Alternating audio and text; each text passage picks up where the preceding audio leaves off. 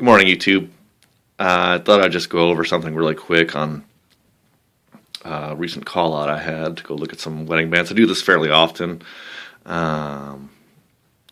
It's pretty much this video is why I hate disappointing recent divorcees.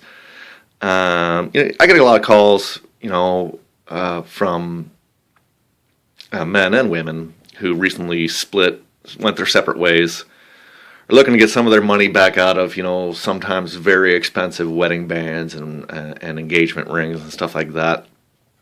Usually it's a quite awkward experience as, jewelry stores have a tendency to mark the value up a minimum of 300% and sometimes more than 1,200%.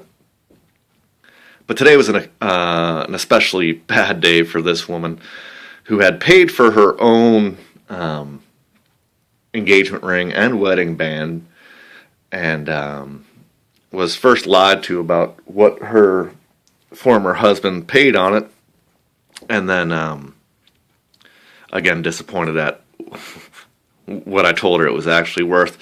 If we could take a quick look here, she was under the impression that these were 10 karat gold and real diamonds, and I informed her that I really wasn't interested in the diamonds and I'd pop them out and she could keep them. That's another part of the story. But if you look at the marking here, let me see if I can get it in focus for you. Sorry. 10K925 CEC, copyright EC. Same thing with the other one. 10 karat 925 EC. Now, let me see if I can. Just even looking at the rings, when I first pulled in, I was highly skeptical. Let's see if I can get this to. She had told me she had some 10 karat rings. Wasn't sure of the value. I said I'd be happy to come out and make you an offer, no obligation offer. I do this all the time. But anyways, it's all about knowing what you're buying. In most stackers instances, we know what we're getting and know what we want and why we're buying it. In a wedding engagement type situation, people often just look for what they like and let the jeweler tell them, what the cost is. In this case, the 10K925 means sterling plated with 10 karat gold. I should have brought my scale in, I didn't. But the combined weight, stones and all, on these two rings was 7.5 grams.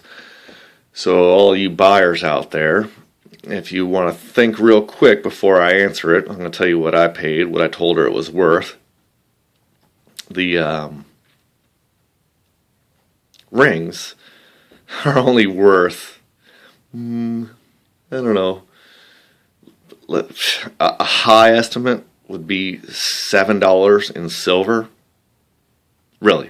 I mean, that's at $1 a gram, taking off a half a gram for the stones, and I'm sure the stones weigh slightly less than a half a gram. They're pretty small. It's not one big one. It's, 6 or 8 small diamonds in the middle. But I didn't even want to really make an offer on this. Once I looked at it, I told her, I was like, well, it's sterling plated with 10 karat gold, and I'm not sure what you had into it. And she informed me that she had $600 into the set. At which time I said, well, I hate to inform you that I am way off on that. I was hoping you had 10 karat rings, in which case 7 grams would have netted her around $120 in melt, of which I would have paid maybe 70 or something like that. But being that it's sterling and plated 10 karat gold, I offered her $3, and she happily accepted for whatever reason. It's not my concern. Like I said, I didn't want to make her an offer because I kind of thought maybe she'd expect them to be worth at least $100, but $3 now at the door. I'll be prying out the stones and putting them in my next melt bag, of which I have approximately 35 grams so far. All right. See you guys next time. Feel free to comment. See you.